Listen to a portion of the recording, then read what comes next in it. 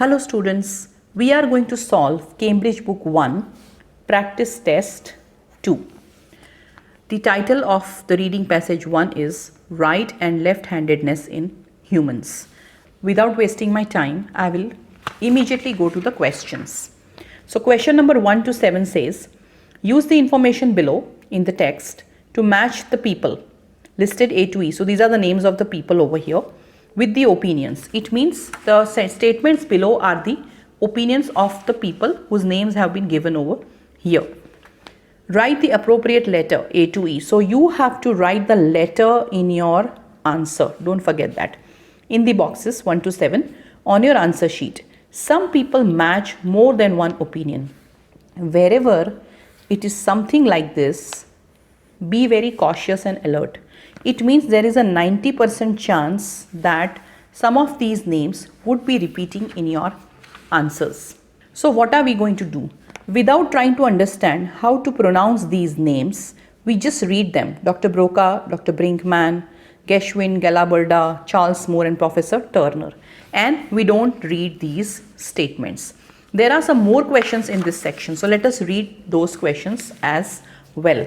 In questions 8 to 10, they are asking us to use the information in the passage and complete this particular table. Write your answers in boxes 8 to 10 on your answer sheet.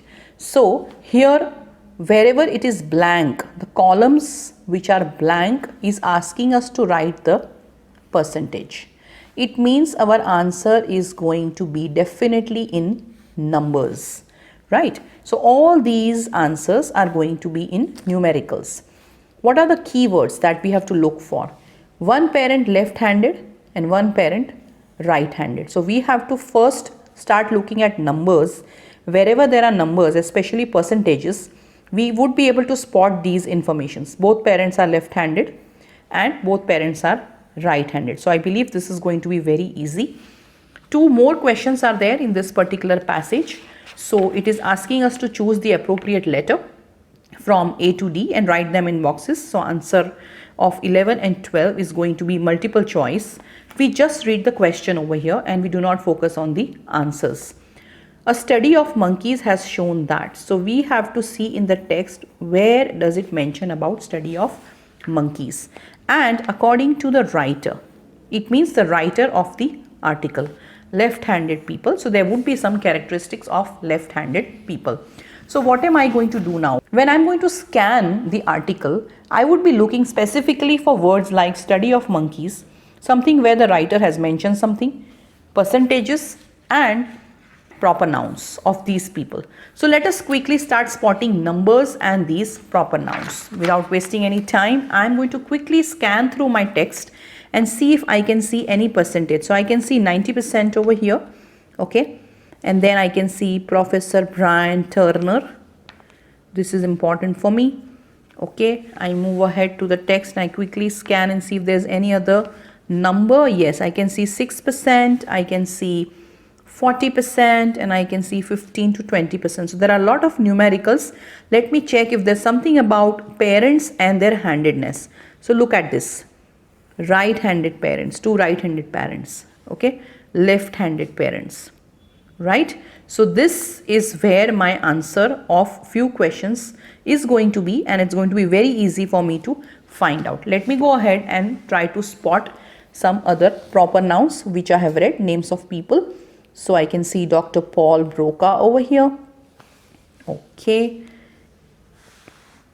Now I can see Dr. Brinkman. One more time I can see Brinkman. Okay. Let me quickly scan. I'm not reading anything. I'm just scanning. Okay. So let us see if there's one more. Brinkman. Okay. One more. And here there's something about monkeys. Studies and monkeys. So there's quite likely a chance of my question 11 to be answered over here. Okay. Let us see. There's one more time. Brinkman. Look at that. Okay, then these are the two names which were also there in the question. And any more proper nouns if we can quickly see. I can see Mr. Charles Moore over here. Okay, something interesting that I'm seeing in this article is name of the author is also mentioned, and there is a question about the author. So I believe I have mostly spotted things which are important for me. Now what am I going to do? Now I'm going to go back and quickly read these options which are given to me. Okay, human beings started to show a preference for right-handedness when they first developed language. So showing preference for right-handedness when they first developed language. Society is prejudiced against left-handed people. So prejudice. Boys are more likely to be left-handed. After a stroke, so something about stroke, left-handed people recover their speech more quickly than right-handed people. People who suffer strokes, so there are two things about strokes over here. There are chances that one author would have said that on the left side of the brain usually lose their power of speech. The two sides of the brain developed different functions before birth. Asymmetry, so this is again a keyword, is a common feature of the human body. Let me now quickly go and read in my text if I am able to find all these, and I will also not fail to pay attention to these numbers and these questions over here, which I have to keep in mind while I am looking for these people whose opinions have been listed over here. Okay. So let us read this. Yet about 90% of every human population that has ever lived appears to have been right-handed. I don't know if this is telling me something about my answer. Professor Bryan has studied the research literature on left-handedness and found that left-handedness goes with sightedness. So 9 out of 10 people are right-handed and 8 are right-footed. I again don't know if this is telling me anything over here. Okay. Can I find something else? Asymmetry. So I have seen somewhere asymmetry. Let us see where have we seen it. Okay. We saw asymmetry here. Asymmetry is a common feature of the human body. Okay. So this is over here. Look at that. He noted that this distinctive asymmetry in the human population is itself systematic. So who said that? Professor Brian Turner. It means the answer of 7 is E. Over here, this one, Professor Turner. Okay, which is there, and the answer is E. This is matching and answers are definitely not going to come in sequence. But the good news is that these proper nouns, names of people, are very easy to spot in the questions, and they will help us to find out where actually our answer is. Okay, let us continue to read and see. Okay, let us spot our answers over here because I don't see anything else which is important for me over here. So research has shown blah blah blah. I'm not reading all this. In fact, about 6% of children with 2 right-handed parents will be left-handed. Okay, so whose parents are right-handed? Both the parents. So 6% of children will be left-handed. However, among 2 left-handed parents, perhaps 40%. So 2 right-handed, 2 left-handed, 6 and 40, and with 1 right-handed and 1 left-handed, 15 to 20%. So I have found my answer for questions which are from 8, 9 and 10. Okay, let's check that out. So 1 parent left-handed and 1 parent right-handed. It means that is 15 to 20. They have not given us any word limit, so we can write 15 to 20. Both parents are left-handed. That was the maximum, 40% chance of the child being left-handed. Okay, and both parents right-handed, that is 6%. So we have found these answers over here. It will be wise to write over here that my answers from 8 to 10 have been found. It will be wise to write over here that my answer number 7 has been found from here. Okay, let us read further. Let us go ahead. Okay, so I ignore all this and I directly come to the place where I had spotted a proper noun. Let us read this. In the 1860s, the French surgeon and anthropologist Dr. Paul Broca made the remarkable finding that patients who had lost their powers of speech, there's something related to it in the question, as a result of stroke, okay, had paralysis of the right half of their body. He noted that since the left hemisphere of the brain controls the right half of the body and vice versa, the brain damage must have been in the brain's left hemisphere. So this particular thing is important for me. Okay, let's go ahead and see who said it. People who suffer strokes on the left side of the brain usually lose their power of speech. Okay, so who said it? Dr. Paul Broca. So my answer of 5 is A. Let us skip all this and go directly to what Brinkman has to say. Dr. Brinkman, a brain researcher at the Australian National University, we don't have to read all that, suggested that evolution of speech went with right-handed preference. So there's something over there for us.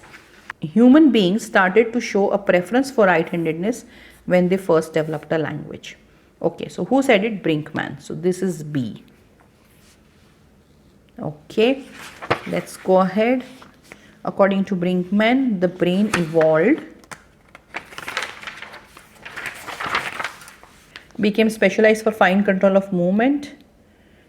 So there's one more place where Brinkman has to say something. According to Brinkman, most left-handers have left hemisphere dominance, but also some capacity in the right hemisphere. She has observed that if a left-handed person is brain damaged in the left hemisphere, the recovery of speech is quite often better, and this is explained by the fact that left-handers have more bilateral speak function. So there's something over here which says that after a stroke, left-handed people recover their speech more quickly than right-handed people. That's what has been said by Brinkman. As you can see, 2 places we have the answer B.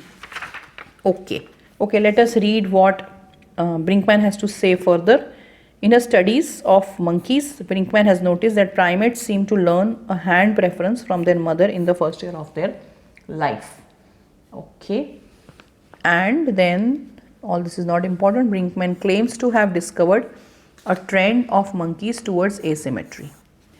Okay, let us read our question once again now. The study of monkeys has shown that monkeys are not usually right-handed. No. Monkeys display a capacity for speech. No, nowhere it's written like that. Monkey brains are smaller than human brains. I don't think so. Monkey brains are asymmetric. So this is the answer, because that is what it says. Brinkman claims to have discovered a trend in monkeys towards asymmetry that is evident in the human brain. Okay. Let us read what these 2 American researchers, Geschwind and Galaberda, studied the brains of human embryos and discovered that left-right asymmetry exists before birth. But as brain develops, number of things can affect it. So this is essential for us. It exists before birth. And there's something over here which is talking about it. 2 sides of the brain develop different functions before birth here. So this is said by these 2 people. So this answer is C. Okay. So it's a good idea to keep writing the answers over here. Let us say this is answer number 6. Okay. This is answer number 11. And this was answer number 4. Okay. And this was answer number 5. Okay, and this was answer number 1. Okay, all right, so we go ahead and now talk about what do these people have to say. Geschwind and Galaberda knew that different parts of the brain mature at different rates. The right hemisphere develops first and then left. Moreover, a girl's brain develops somewhat faster than that of a boy. So there's something about boys and girls being talked over here. So let me read this quickly. If something happens to brain's development during pregnancy, it is more likely to be affected in a male. Okay, so there's mention about boys and girls over here. So if something happens to the brain's development during pregnancy, it is more likely to be affected in a male, and then in hemisphere more likely to be involved in the left. The brain may become less lateralized, and this in turn could result in left-handedness and development of certain superior skills that have their origins in the left hemisphere. It should be no surprise that among the mathematicians and architects, left-handers tend to be more common, and there are more left-handed males than females. So here is one answer. I believe there is a question. Boys are more likely to be left-handed. So who said that? Again, these 2 people, which is number C. So again, C and C are repeating over here. B are also repeating 2 times. So we have spotted almost all answers except society is prejudiced against left-handed people is what we are supposed to still find. Okay, here is our answer number 3. Okay, So maybe Charles Moore, which is the only thing available over here, could have said that society is prejudiced, but let us confirm by reading it. The results of this research may be some consolation to left-handers who have for centuries lived in the world designed to suit right-handed people. However, what is alarming, according to Mr. Charles Moore, a writer, a journalist, something about the writer over here, is the way the right reinforces its own virtue. Subliminally, he says, language tells people to think that anything on the right can be trusted while anything on the left is dangerous or even sinister. Okay, so it is right that Mr. Moore, Charles Moore, had to say this. Society is prejudiced against left-handed people. Let us now go here. We have spotted all this. Okay, one answer is remaining. And the question is, according to the writer, left-handed people will often develop a stammer, have undergone hardship for years, I remember reading something like that, are untrustworthy and are good tennis players. I also remember reading something like this. Let's go over here. So this is asking me according to the writer. It means the person who has written this article. Okay, let's go back to where I remember reading something like a stammer. I just saw something. Here is a stammer, the word. Okay, so we speak on left-handed compliments, and according to Moore, one more time Moore, it is no coincidence that left-handed children forced to use their right hand often develop a stammer. Okay, so this is when left-handed people are forced to use their right hand. And who has said this? Charles Moore, who is also a writer. Now, here there is a writer, and in the question, they are asking us the writer. Do not take this lightly. The writer means they are speaking about a specific writer. And here they are telling us that Charles Moore is a writer. They're just giving us a common information about him being a writer. So here is a catch. It could be that this is not my answer because it's matching with stammer and it's not going to be that simple and easy to spot answers. Let us read. Somewhere I read something about the results of this research may be some consolation to the left-handers who have for centuries lived in the world designed to suit right-handed people. It means these people have suffered. Okay. And this is what the author is saying. It means this is what this person is saying, not this person is saying, because whatever Charles Moore is saying has been written over here. But what the author is saying has been written over here. Therefore, my answer is this one, B, have undergone the hardship for years. Okay, so now let us start with reading passage 2. Let us quickly read the title. It is about beekeeping, specifically migratory beekeeping. And now let us go to the questions quickly. Okay, so looking at the questions, first of all 13 to 19, it's a flow chart. So this is a flow chart, and the flow chart below outlines the movements of the migratory beekeeper as described in the reading passage. So this is what we are supposed to find. Okay, complete the flow chart, choose your answers from the box at the bottom of the page. They have not given us any word limit. Let us carefully read what each kind of question is asking and what would be our answers. So reading over here, and we have to find the answers from this particular box. So we have to choose words from this box and put it in the empty blank. Okay, so this says in March, bookkeepers dash for migration. So March is something that is easy to find in the text. At night, when the hives are dash and the bees are generally tranquil. So this particular sentence is telling me that my answer over here in this blank, number 13, is possibly a verb. And this line is telling me that my answer will be possibly an adjective.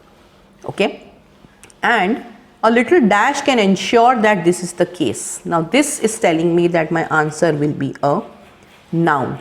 So if I look for the word March somewhere in the text, I could spot this particular sentence and also the answers. Let's read further.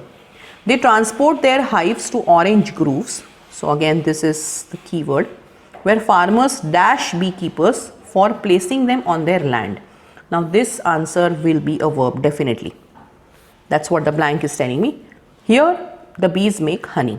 If we go ahead and read, after 3 weeks, the supers can be taken to a warehouse where dash are used to remove the wax. So something which is going to be plural because it says are used, okay, and the answer is going to be a noun. Remove the wax and extract honey from the dash. This is also going to be a noun. So remove wax after 3 weeks. This is also an important hint, and warehouse is also an important hint. Okay, let's read the last line. After the honey collection, the old hives are rejected. This is a passive sentence. It means there is a chance that the following sentence is also passive.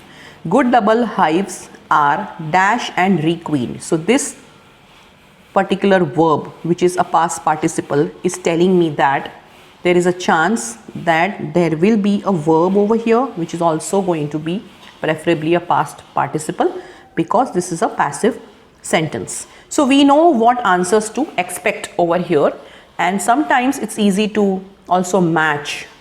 So let's go ahead and see what questions 22 to 23 are asking us. So we have to write in 1 or 2 words, and we have to label this diagram. So it's 20, 21, 22 and 23. Something important over here is that in the answer 21, since it shows 2 arrows, our answer is going to be in plural. Okay, there's no other hint over here because there is no word written over here from which I could be able to spot where my answer or the answer paragraphs are. But this is a beehive. This is a hint. So wherever I spot something about the beehive, maybe in those 1 or 2 paragraphs, my answers for diagram labeling should be there. Let's go ahead and see what are questions 24 to 27. So they are about yes, no or not given. Let's read the sentences. The Egyptians keep bees on the banks of Nile. So Egyptians and Nile is what I have to spot inside to find out where is my answer. First attempts at migratory beekeeping in America were unsuccessful. This is a leading hint. Bees keep honey for themselves at the bottom of the hive. So whenever there is discussion about hive, we will know where this answer is. The honey is spun to make it liquid. So maybe something about spinning honey. Okay, so what do? We go to the text and we find out Egyptians, Nile, America, hive, and we also try to find these kinds of words like march, orange grove, wax, warehouse, and honey collection, beekeeper transports them to summer base, etc. So these kinds of information is what we are going to quickly find in our text. Let's go to the text. So let us look at this. I don't think this map is going to be useful to us. Let us read further about anything over here if it's going to be of use to us. So it talks about United States. We have a keyword America, but I don't think there's America over here. It could be United States also, but there is no mention about success or anything over here. Okay, now when we look here, let us quickly spot anything that we have seen in the questions. I see Egyptians, I see Nile, I see American, North American. Okay, and then I'm scanning it. Okay, I see March. Okay, what else do I see? So maybe there are questions about March, but first I will look over here. Can I see anywhere beehive? Okay, I can see hive but not beehive. I am seeing hive once again, warehouse, wax. Okay, that's the end of the article. So I haven't found many things over here, but let me go to the questions again and spot about this by March. And before that, let me once again read these two. So what is this trying to tell? Migratory beekeeping is nothing new. The ancient Egyptians moved clay hives, probably on rafts, down the Nile to follow the bloom and nectar flow as it moved towards Cairo. So they moved clay hives probably on rafts down the Nile. Okay, they're talking about clay hives, putting them on the rafts in the Nile River. North American beekeepers experimented with the same idea, moving bees on the barges along the Mississippi and on the waterways in Florida, but their lighter wooden hives kept falling into the water. It means they were not successful in doing it. Let us read our questions. The Egyptians keep bees on the banks of the Nile. I don't really think this is mentioned anywhere. So I think this is not given. Okay. The first attempts at migratory beekeeping in America was unsuccessful. I think this is yes, because that is what is mentioned. Okay. Let me go back to this question in March and read this. In March, beekeepers dash for migration at night when the hives are dash and the bees are generally tranquil. There's one more keyword that I am able to find. So in March, it is time to move. It is time to move the bees. It can take up to 7 nights to pack the 4,000 or so hives that a beekeeper may own. These are not moved in the middle of the day because too many of the bees would end up homeless. But at night, the hives are stacked. So stacked, it means they are filled up onto the wooden pallets back to back in sets of 4 and lifted onto a truck. It is not necessary to wear gloves or a beekeeper veil because the hives are not being opened and the bees should remain relatively quiet. So tranquil, there's a synonym of tranquil over here. Just in case some are still lively, bees can be pacified with a few puffs of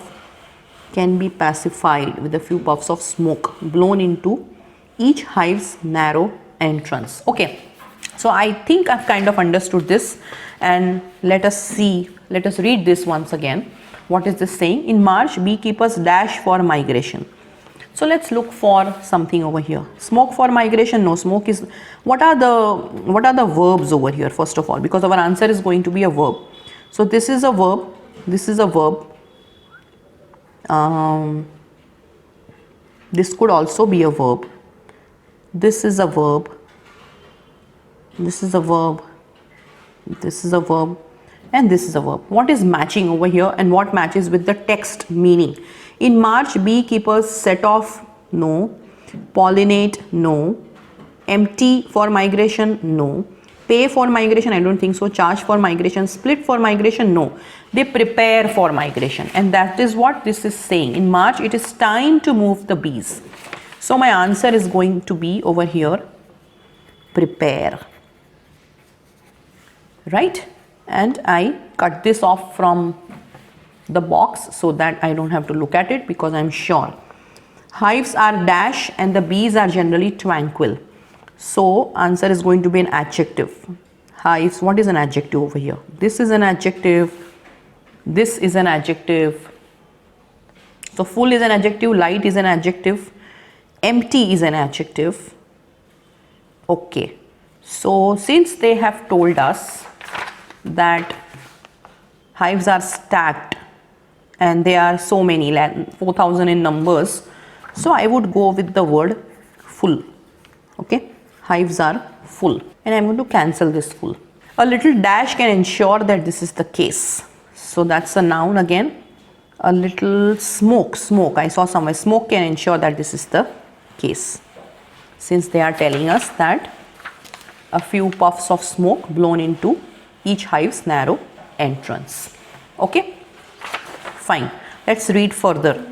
They transport their hives to orange groves. So this is what we are supposed to find, where farmers dash the beekeepers for placing them on their land. So we have to look for a verb over here. Let us find orange grooves somewhere. In the new location, the beekeeper will pay the farmers, so there's beekeeper and a farmer, to allow his bees to feed in such places as orange grooves. Here it is. Okay. So beekeeper will pay the farmer. And what does it say over here? What does the sentence say over here? The farmers dash the beekeeper. So it is inverted. So the beekeepers are paying the farmers, but here they are beginning the question with farmers. So is there opposite of pay? Yes, charge. And it's a verb. So I'm sure the answer will be the farmers charge beekeepers for placing them on their land. After 3 weeks, the supers can be taken to the warehouse, where dash are used to remove the wax and extract honey from the dash. Both are going to be noun, and this answer will be a plural because here there is R. So let's directly go to the place where we have spotted warehouse and wax. Okay, so warehouse over here. The supers are taken to a warehouse. In extracting room, the frames are tilted out and lowered into an uncapper where rotating blades shave away the wax that covers each cell. Rotating blades. Is there something like rotating blades over here in our box? No, I cannot see blades or even rotating blades. But I can see the word machines, which is plural, and it's also a noun. So it could be a synonym. Does it match over here? After 3 weeks, the supers can be taken to a warehouse where machines are used to remove the wax. I think it's matching, and extract the honey from the dash. The uncapped frames are put into carousel that sits on the bottom of a large stainless steel drum. The carousel is filled to capacity with 72 frames. A switch is flipped and the frames begin to whirl. Okay, so this is a synonym of spun. I have seen spun somewhere in yes, no and not even. At 300 revolutions per minute, centrifugal force throws the honey out of the combs. The combs. Okay, that's again a key word. So let me go back to my flowchart completion. After 3 weeks, the supers can be taken to a warehouse where, and confirm that this is machines. Machines are used to remove the wax and extract honey from the combs. Over here, combs. So I'm going to cut combs and machines. And the answer of 18 is combs. At the same time, I have seen something of whirling, which is a synonym of spun, and I'm going to read this. The honey is spun to make it liquid. So they haven't told us that honey is spun to make it liquid. Let's read this once again. A switch is flipped and the frames begin to whirl at 300 revolutions per minute. Centrifugal force throws the honey out of the combs. Finally, honey is poured into barrels for the shipment. Okay. Now when they are saying honey is poured, only liquid can be poured. So this is the opposite or a different information. It means my answer over here of this one, the honey is spun to make it liquid, is going to be no. Okay, let's go back to the flowchart completion. So look at the last sentence. After the honey collection, the old hives are rejected. So this is a passive sentence, are rejected. Good double hives are dash and requeen. See, this is also past participle. Okay, and the beekeeper transports them to their summer base. Okay, so over here now I have to look for something in the box which is past participle. What is past participle? I think this is past participle, and split can also be used as past participle. Let us go to the text and find out what it is trying to tell us. So we had stopped over here. Okay, we had stopped over here about warehouse, right? So let's read further. After this, approximately quarter of the hives weakened by disease, mites or aging or dead queen will have to be replaced. To create new colonies, a healthy double hive dealing with bees can be separated into 2 boxes. Blah blah blah. Summer location. So this is an important word for me. Separated into 2 boxes. Teeming bees. Okay. After the honey collection, the old hives are rejected, which is what we just read. Good double hives are, there is nothing like separated, but there is a word split, which is also a past participle, and it's a verb as well. And my answer was going to be a verb, split. Okay. So these are all the answers that we have found for this flowchart completion. Let us now look at the table. So there was a place where we have underlined hive. So we are supposed to look at this box and first understand where exactly the arrows are going, and here our answer is going to be plural. So I am going to go to the text and read where we have underlined hives. Okay, fine. So let's start reading from where the sentence is starting over here. To encourage the bees to produce as much honey as possible during this period, the beekeepers open the hives and stack extra boxes called supers on the top. These temporary hive extensions contain frames of empty combs. See, this is a plural, frames of empty comb. Comb means like a, it's like a comb, like a honeycomb, which looks something like this. Okay. and it's round in shape. Okay, so empty comb, and which is drawn over here. Can you see this? It is drawn over here. So that's again a hint over here. In the brood chamber below, the bees will stash honey to eat later. Okay, see, this is for yes and no. The brood chamber below, the bees will stash honey to eat later. Let's go back to yes, no, not given. Bees keep honey for themselves in the bottom of the hive. So this is true, right? Okay. So we have found all answers of yes, no and not given. To prevent the queen from crawling up to the top laying eggs, a screen can be inserted between the brood chamber and the supers. Screen can be inserted. Let me now look at my box over here. See, I think this is a brood chamber. Okay, this is a brood chamber, and stop the queen from coming up to this supers. Okay, we have this in between, which is the screen, is what they have mentioned. This is an empty comb, and these are frames because it's a plural. Okay, all the answers are here. See, frames, empty comb, brood chamber, and screen. All the answers are here. So within 8 to 10 sentences, I have found my answer for the diagram. Okay, so we have moved to reading passage 3, which talks about tourism, and it has paragraphs. So I'm expecting that there's going to be a paragraph heading, and yes, it is. Okay, reading passage 3 has 6 paragraphs. Choose the most suitable heading for each paragraph from the list of headings. Write appropriate number. So we have to write the Roman numbers. All right, and there are more headings than paragraphs. So you will not use them all. You may use any heading more than once. So be skeptical, be alert. There is a chance that you could have more than one heading. In this, there is an example that they have given, but in the modern examinations, these examples are not given. Okay, let us quickly read the titles.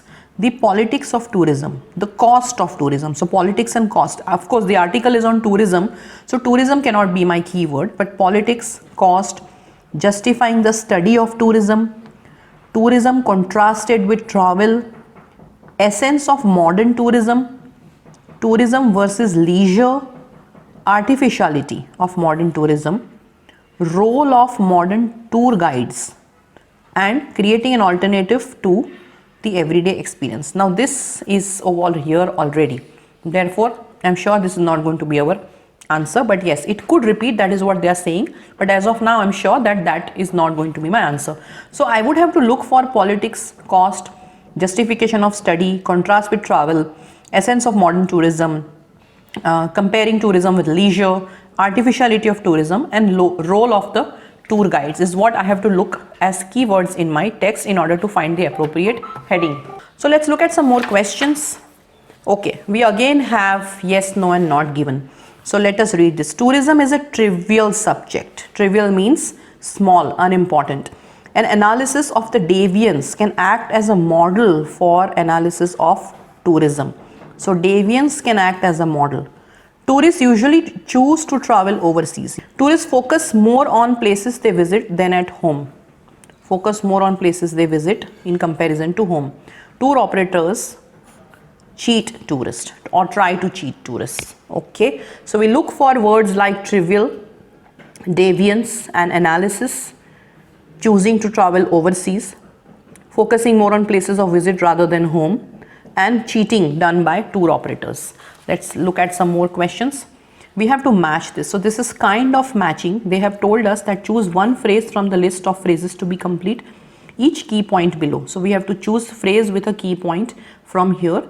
Although the title does not say matching, this is kind of matching these two sentences. So don't worry and don't get scared if you see something like this. It is only similar question of matching. Okay, now our concept of tourism arises from, so our concept of tourism, it's okay if we don't read these because this is what we need to find, because this leads to this. Okay, the media can be used to enhance, so media used to enhance. People view tourists landscapes in different way from, tourist landscape in different way from. Group tours encourage participants to look at. Okay, so keeping these things in mind, we are going to start looking for these words, the key words in our text. Let us start quickly. Let us quickly glance and scan. Okay, let's look at the first paragraph. Since this is paragraph heading, since it has questions like matching and also true false not given, I would like to tell you that instead of scanning, you will have to read everything, and this is where we need to save our time. In the previous questions, we have not read anything, we have only scanned the keywords and then we read only that particular sentence or one or two sentences here and there. But in these kinds of questions, you might have to spot the keyword and read everything in order to find out your answers. Okay. Tourism, holiday making and travel are these days more significant social phenomenon than commentators have considered. On the face of it, it could not be a more trivial subject. Okay, it's talking about trivial for a book. And indeed, since social scientists have had considerable difficulty explaining weighted topics such as work or politics, it might be thought that they have great difficulties in accounting for more trivial phenomena such as holiday making. Again, trivial. However, there are interesting parallels with the study of deviance. See, we are finding so many keywords over here. This involves investigation of bizarre idiosyncratic social practices which happen to be defined as deviant, okay, in some societies but not necessarily in others. The assumption that is that the investigation of deviance can reveal interesting and significant aspects of normal societies. It could be said that similar analysis can be applied to tourism. Okay. So we have found some important things over here. This particular paragraph, first of all, is giving us detail on trivial, deviance and analysis. It is also telling us that tourism as a subject is important. It is not trivial. Okay, tourism, holiday making and travel are these days more significant social phenomena than most commentators have considered.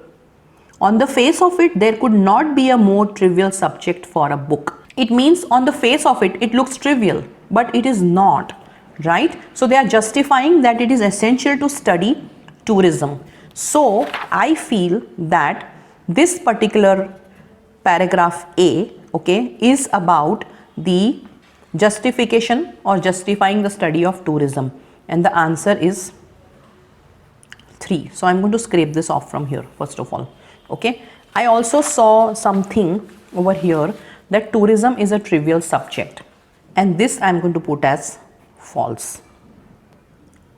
Okay, and then there's one more, and an analysis of deviance can act as a model for analysis of tourism. Yes, that is exactly what the text is also saying. Okay, let's go ahead and read further. Okay, tourism is a leisure activity. So there is something over here about leisure. Okay, tourism versus leisure. So I feel that this could be a possibility, but it is not versus leisure. It's saying tourism is a leisure activity. It means they both are same. They are not comparing. So this is misleading to me. It's tricky. It's misleading. Do not get carried away by the word used over here to put it as a title, which presupposes its opposite, namely regulated and organized work. It is one manifestation of how work and leisure are organized as separate and regulated spheres of social practice in modern societies. Okay, so something about modern society and tourism. Indeed, acting as a tourist is one of the defining characteristics of being modern, and the popular concept of tourism is that it is organized within particular places and occurs for a regularized periods of time. Tourist relationships arise from the movement of people to and their stay in various destinations.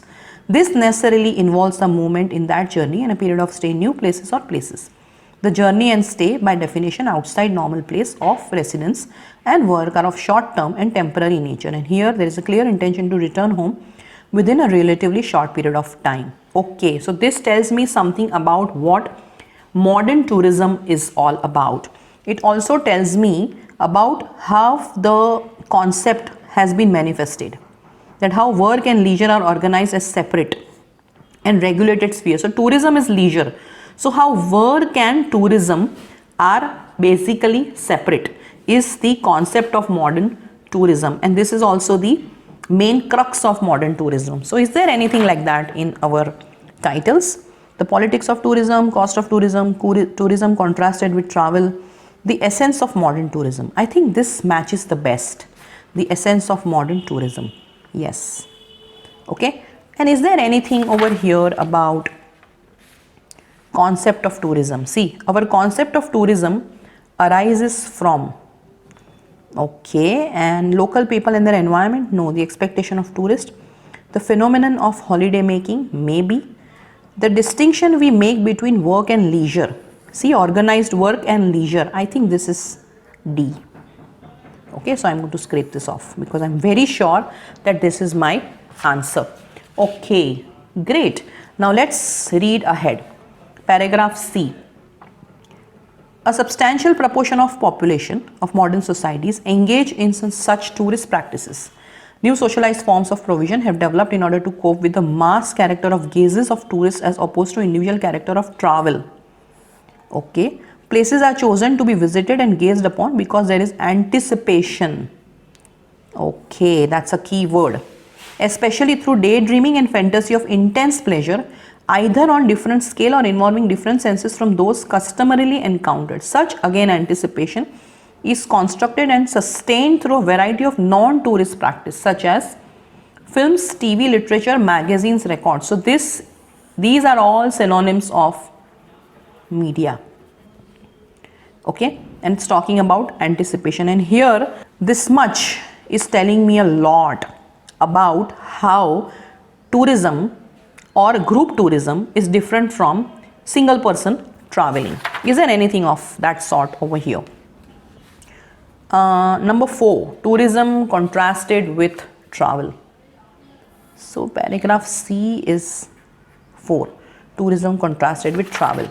And tourism, let us see, media. The media can be used to enhance. Okay, media can be used to enhance. Is there anything like anticipation? There is expectation, which is a synonym of anticipation. So answer over here is B. Okay, we don't have to spot the title of the title heading of D because it's already given, but it will give us some other answers also. So we have to read this. Tourists tend to visit features of landscape and townscape which separate them off from everyday experience. Such as aspects are viewed because they are taken to be in some sense out of the ordinary. The viewing of these tourist sites often involves different forms of social patterning with a much greater sensitivity to visual elements of landscape or townscape than is normally found in everyday life. People linger over these sites in a way that they would not normally do in their home environment, and the vision is objectified or captured through which photographs, postcards, films and so on, which enable the memory to be endlessly reproduced and recaptured. Okay, so let's read this. I'm sure this is not given now because tourists focus more on places they visit than they do at home. This is yes. Okay, I was supposed to write yes and no, so yes. Okay, and then people view tourist landscape in a different way from, if we have options, local people and their environment, phenomenon of holiday making, the individual character of travel, places seen in everyday life here. Okay. Okay, let's read paragraph E now. One of the earliest dissertations on the subject of tourism is Bornstein's analysis of pseudo events. Pseudo is false, where he argues that contemporary Americans cannot experience reality directly but thrive on pseudo events isolated from the host environment and the local people. The mass tourist travels in guided groups and find pleasure in inauthentic contrived attractions, gullibly enjoying the pseudo events and disregarding the real world. Over time, the images are generated of different tourist sites constitute a closed self-perpetuating system of illusion which provide the tourist with the basis for selecting and evaluating potential places to visit. Such visits are made, says Bornstein, within the environment bubble for the familiar American style hut, which insulates tourists from the strangeness of the host environment. Okay, so this is talking a lot about pseudo, which is artificial, unreal. And here we can see a title which is the artificiality of modern tourism. I'm very sure that this paragraph E is 7. Okay, the answer is 7 over here. There are some more things that we have seen over here apart from artificiality, and it talks about mass tourists. Okay, so there is something about group tours in the question. Group tours encourage participants to look for, I think it's sites designed specially for tourists. H is the answer. Okay, because it's not photographs, it's not local people. So I'm going to scrape that off. I have found all the answers from here, and there's one more that I have to find in yes, no and not given. Okay, and there's one title heading that I need to still decide. Let me read paragraph number F. Okay, to service the burgeoning tourist industry, an array of professionals has developed to attempt to reproduce ever new objects for the tourists to look at these. So professionals are tour guides. Okay, these objects or places are located in a complex and changing hierarchy. This depends upon the interplay between, on one hand, competition between interest involved in the provision of such objects, and on the other hand, changing class, gender, generational distinctions of taste within the potential population of visitors. It has been said that to be a tourist is one of the characteristics of modern experience. Not to go away is like not possessing a car or nice house. Travel is like a marker of status in modern societies and is also thought to be necessary for good health. The role of the professional. Okay, it's talking about role of the professional, therefore, is to cater for the needs and taste of the tourist in accordance with their class and overall expectations. So here they are speaking about professionals, and then here also they are speaking about professionals considering the characteristics of modern tourists. So this particular paragraph F is about role of the modern tour guide. Okay, so that answer is 8 over here. It means I have spotted all the answers. And there's one more thing. Tour operators try to cheat the tourist. Nowhere in this paragraph I could see about cheating done by tour operators. So I will say that this is a not given. Okay, so here I go and I have solved this practice test 2 of the Cambridge book 1. And please let me know if you have any questions, if you have any comments. Also let me know if there's any specific test that you want me to work on and make a video on it. All the best.